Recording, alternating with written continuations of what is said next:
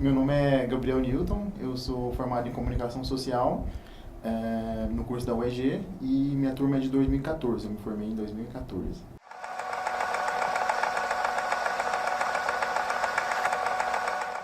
De histórico, durante o ensino médio, eu sempre tive um interesse muito grande em redação, em contar história, assim. E eu lembro que até o segundo ano do ensino médio eu queria fazer arquitetura. E aí um professor de física meu falou assim, não, você não sabe o que você quer fazer ainda. Por conta do meu perfil, assim. E aí ele entendia que era um pouco mais desorganizado do que uma coisa organizada que a arquitetura ia pedir. E aí eu tinha um professor de inglês no ensino médio, que chamava Vinícius, e ele já tinha tentado fazer cinema, algum curso de cinema aqui, só que ele não teve coragem, ele falava que ele nunca teve coragem. E aí ele falava que se eu fizesse, eu ia ser o primeiro aluno dele que teve coragem de fazer isso e tudo mais. Mas acabou que quem prestou dessa turma nossa foi eu e mais um colega meu, o Vitor Vinícius. Nós dois nos formamos aqui em comunicação social por conta desse interesse que a gente prévio que a gente já tinha por filme, por contar história e por também ter conhecido o curso há muito pouco tempo, porque a gente não tinha noção de que existia um curso de comunicação social que dava uma habilitação em audiovisual, que era o nome do curso na época. E aí dentro da faculdade eu fui me interessando por, assim, tipo, com 3 meses de faculdade, minha turma já estava querendo produzir um curto aqui, que isso pros veteranos era uma coisa assim, tipo, calma, quem são vocês na fila do pão, assim, espera um pouco, tipo, e aí a gente foi, produziu o curta, com 3 semanas ficou horrível, não ficou nem um pouco bom, mas de lá a gente já tinha entendido, assim, que nossa turma tinha alguma coisa de uma vontade de querer produzir mesmo, assim, tipo, era meio diferente das turmas anteriores e das turmas que foram entrando depois da gente. Porque a gente tinha muito a ideia de que era preciso produzir, era preciso entender as coisas de uma maneira maior do que uma faculdade, assim. Porque a gente entendia que todo o conhecimento que a gente ia adquirir daqui não era o suficiente para poder nos sustentar no mercado. Então a gente entendia que tinha que produzir, a gente tinha que correr atrás de outras pessoas, tinha que correr atrás de outras referências, livros, etc. E aí, a partir disso, do primeiro ano de faculdade, eu já fui me interessando por organizar, assim, tipo, eu e meus colegas, a gente já foi se interessando por nos organizarmos ao redor de produções e agregar pessoas de experiências diferentes, por exemplo, alguns que gostassem mais de roteiro, outros que gostassem mais de fotografia, alguém gostasse de arte, porque era assim que a gente achava que ia conseguir formar um grupo coeso e um grupo bom para produzir. E aí disso a gente tava no boom daqueles canais de internet, Porta dos Fundos, Parafernália, etc. E aí a gente decidiu que a gente ia fazer o nosso também. Só que assim, a gente demorava 4 meses para produzir um vídeo, tipo, era muito demorado. A gente chegou a postar acho que 4 vídeos, mas nunca conseguiu dar continuidade, porque a ideia era sempre ser semanal, mas a gente demorava 3, 4 meses para produzir um, assim, e era um vídeo simples. Mas a partir disso a gente já entendeu que a gente gostava de trabalhar um com os outros, assim, a gente já foi entendendo melhor quem a gente achava que tinha potencial para poder fazer cada coisa, assim, eu gosto mais de produção executiva, eu gosto mais disso e daquilo. E a partir dessa organização a gente entendeu que era preciso, tipo, profissionalizar isso. E aí que veio a ideia da gente montar as produtoras que surgiram dentro da minha sala, assim, tipo, dentro da sala da minha turma. E aí eu fiz parte de 3 produtoras, na verdade, que saíram de dentro da minha sala. A primeira que foi essa de vídeos para a internet, que chamava Agnósia Audiovisual, que era eu mais 2 colegas. Depois a gente formou a Setup Filmes, que eram as mesmas pessoas dessa Agnósia Filmes, só que reformulado para poder pegar trabalhos de produção publicitária também. E por último, em 2014, depois que a gente aprovou o primeiro curta nosso, que era um roteiro e direção minha num edital do fundo de audiovisual para diretor iniciante, eu e um colega meu, a gente decidiu que era o momento da gente profissionalizar aquilo, porque a gente já era eu e ele, a gente gostava muito da parte burocrática da coisa, de desenvolvimento de projetos, de administração dos projetos e tudo mais, que foi daí que nasceu a Stratos Filmes, que é a produtora que eu tô até hoje, a minha produtora.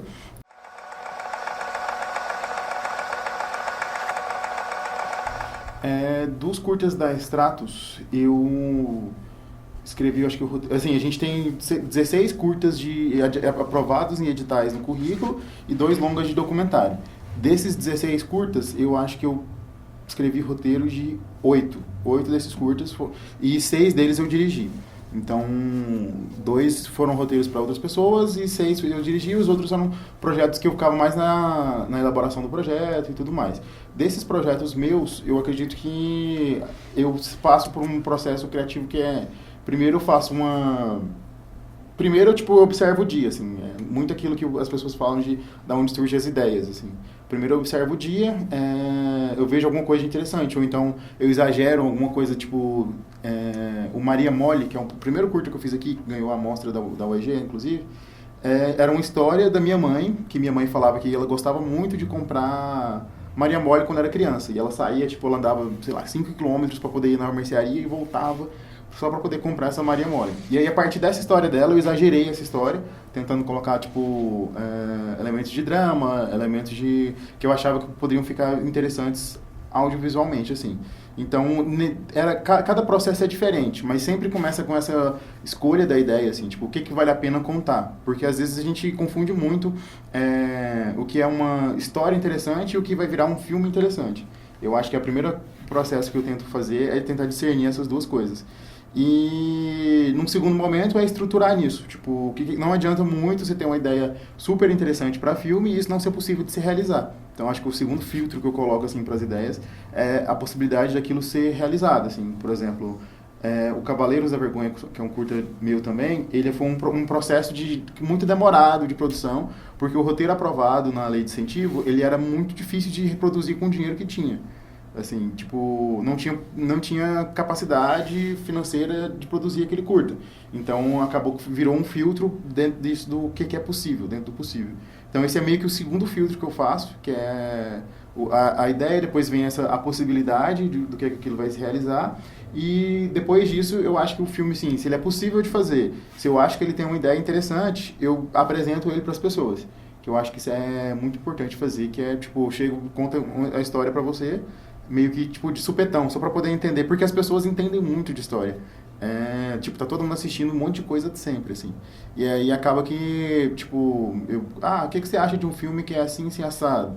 Ou então nem falo que é um filme. Nossa, uma vez eu pensei na história, que aí, tipo, é só pra poder entender a reação da pessoa à história. Porque, assim, por exemplo, minha mãe foi entender o que era audiovisual depois que eu formei, sei lá, tipo, muito tempo depois. Mas ela tem uma noção de história que vem, tipo, dela, assim, tipo, que vem de todo mundo. E aí eu contava as histórias pra ela, pra minha irmã também, e aí acabava que eu, tipo, fazia, tipo, eu ia entendendo esses momentos que ela fazia, ou então, nossa, querendo saber mais. E aí eu aproveitava essas coisas pra poder, como, tipo, uma espécie de consultoria de roteiro, assim. Porque, beleza, tem um consultor de roteiro profissional, mas também a gente pode usar essas pessoas que têm um conhecimento narrativo meio que dentro delas, assim. E aí, depois disso, eu apresentei essa ideia para as pessoas acharam interessante, aí, beleza, agora eu vou descobrir como é que eu vou viabilizar isso. Porque eu já vi que ele é possível, só que ele é possível através dessas plataformas aqui. Qual que é o curta que é possível fazer sem aprovar em edital nenhum? Qual que é o curta que precisa de aprovar em um edital? Ou o curta que precisa de 2, 3 editais, quando isso era mais possível, assim.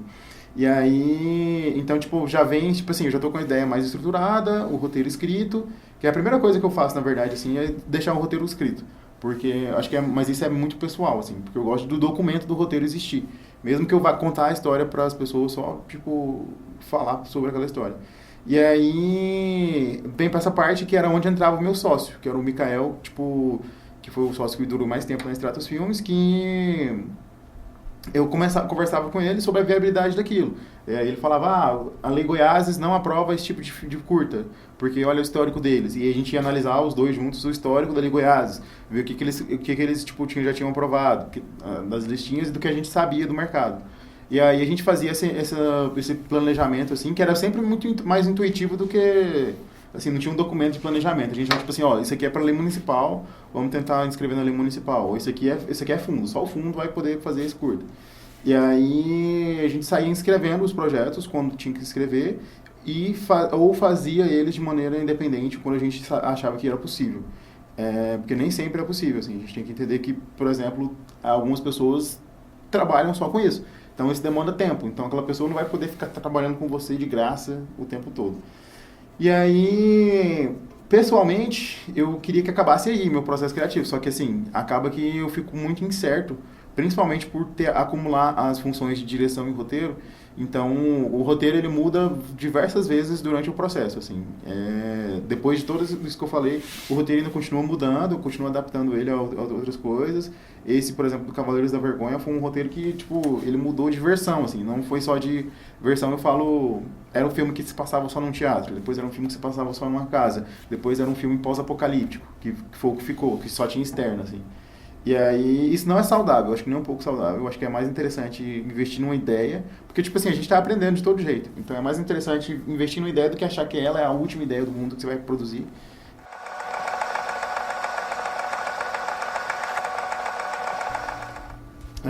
Eu acho que existem dois momentos, né, que eu posso falar sobre o desafio de... Três momentos, na verdade, porque me parece que antes de eu entrar na faculdade, era uma realidade muito parecida com o que está se tornando agora, assim. Era muito mais complicado ter acesso a algum tipo de equipamento, mas muito mais complicado ter... Acho que não em equipamento, acho que mais em relação à lei de incentivo, a meio de produção. Depois, quando eu entrei na faculdade num momento que estava muito bom, assim, tipo, no sentido, no contexto nacional, tanto de lei de incentivo quanto de entendimento de mercado publicitário sobre o que é produzir mais cinematograficamente. E a partir daí que nesse momento eu fui entendendo o que eram essas leis de incentivo, né? Que, assim, é meio que ilusório achar que cinema e Estado e o governo não vão se misturar em nenhum momento, assim. Sei lá, você pega os Estados Unidos, como é que a indústria se consolidou lá? Com muita isenção fiscal em diversos estados há dezenas de anos, assim, e até hoje ainda existe essa disputa de por que se grava mais no Canadá do que em determinadas cidades dos Estados Unidos. Isenção fiscal.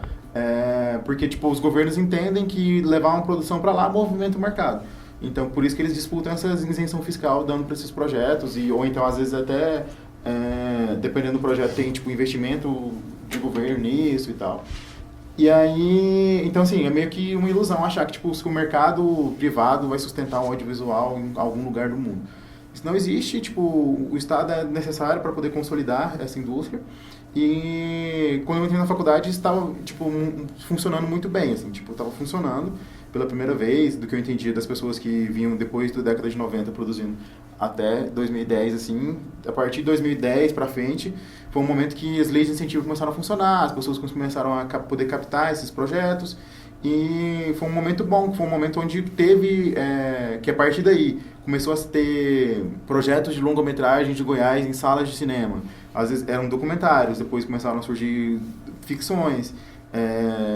E tipo, isso era uma coisa que não existia, assim, tipo, não existia nos 10 anos anteriores que eu tava que eu tinha antes de eu entrar na faculdade. E aí, então, e aí esse momento era muito propício, assim, foi um momento que a gente pegou, que era um momento que a gente conseguiu aprovar esses 16 curta-metragens no espaço de 3 anos, assim. Muito pouco tempo, era muito projeto, então foi um volume muito grande de coisa. Depois disso, acabou que o mercado meio que se estabilizou, que aí, por exemplo, a concorrência aumentou. Porque as pessoas que, por exemplo, quem trabalhava com audiovisual na década de 90, mas tinha parado e estava fazendo outra coisa, descobriu que o mercado tinha voltado a ficar aquecido. Então essa pessoa voltou com mais bagagem, com a bagagem da década de 90, com a bagagem de mais tempo, com alguns editais também, por exemplo, eles classificam a pessoa, o critério de desempate, a idade. Então acabava que a disputa ficou muito mais concorrida, assim, nesses últimos 3 anos agora. E aí, só que assim, isso era uma coisa boa, porque significava que tinha muita gente produzindo. Isso porque as leis estavam funcionando. Tá mais difícil produzir cinema em Goiás, tanto por questões da desestruturação dessas leis de incentivo, tanto a Lei Goiás, que tipo, hoje não se pode captar, tem um resultado, mas ninguém sabe se esse resultado vai ser possível de captar o dinheiro. O Fundo de Arte e Cultura, ele está devendo dinheiro desde 2015, assim, tipo, não todo, mas tem projetos de 2015 que não receberam, 16, 2017, tipo, ninguém recebeu nada, e o governador falou recentemente que em 2018 deve receber. E aí existe o boato que é 2018, 2017. Mas, assim, é um boato ainda, tipo, as pessoas só vão acreditar quando o dinheiro estiver na conta. Porque equipamento, tipo, muita gente tem. Muita gente tem equipamento, é possível você chegar e, tem como você me emprestar tal coisa? É possível, algumas produtoras fazem isso e tudo mais, Só que as pessoas que estavam de 2011, 12, 13 ali, trabalhando com audiovisual até 2018, essas pessoas não têm mais com o que trabalhar, com o mesmo ritmo de antes. Então tá tendo tipo uma fuga de cabeças daqui, assim. Que isso acaba que prejudica a produção. Então hoje está bem mais desafiador e está meio que em apreensão ainda. Tipo, o que vai acontecer nos próximos 2 anos para poder definir o que vai virar esse audiovisual em Goiás. Porque, tipo, às vezes parece que o Estado vai regredir muito, às vezes ele não regride tanto quanto se esperava. Mas também não está igual o que era algum tempo atrás. Então, tipo, está num momento de muita incerteza, isso no contexto geral, e que as pessoas ainda estão, tipo, meio que entendendo o que é esse novo momento, assim. A gente está vivendo enquanto as mudanças estão acontecendo. Isso é sempre meio assustador.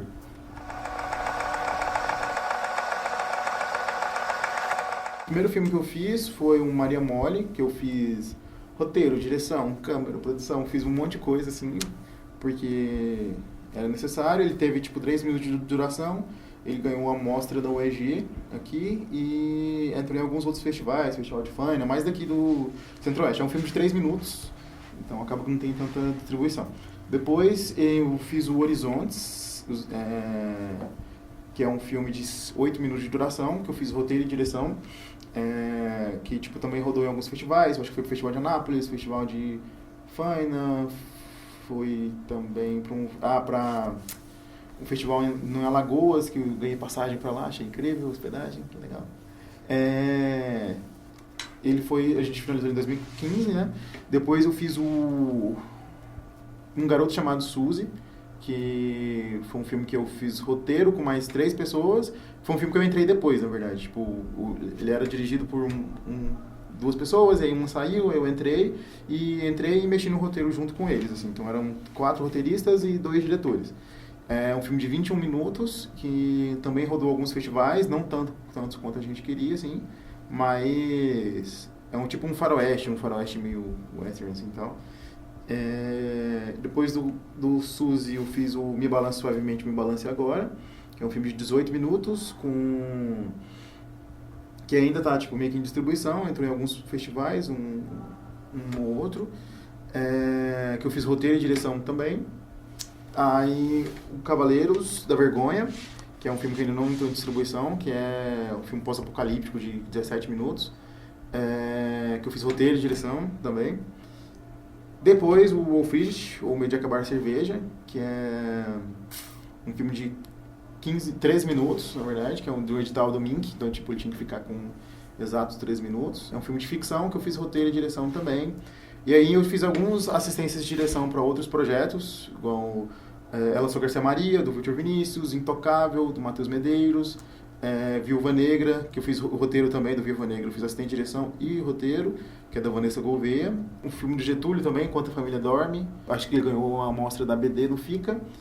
E teve alguns outros projetos assim, que eu fiz mais assistente de direção ou outras funções, porque eu já fiz, sei lá, assistente de arte, já fiz um pouco de todos, assim, mas os que eu produzi são esses, e teve os 2 longas da Stratos Filmes, que eu fiquei na parte executiva, junto com o Mikael na Stratos produção executiva, que é o filme da Aline Fratari, No Meu Vida Que Memória, assim, foi um filme gravado na Argentina, e o filme do Benedito, foi um filme gravado na França, que está em finalização, tipo, tá ainda captando dinheiro para poder finalizar o projeto, que a gente espera que o fundo pague para finalizar o projeto.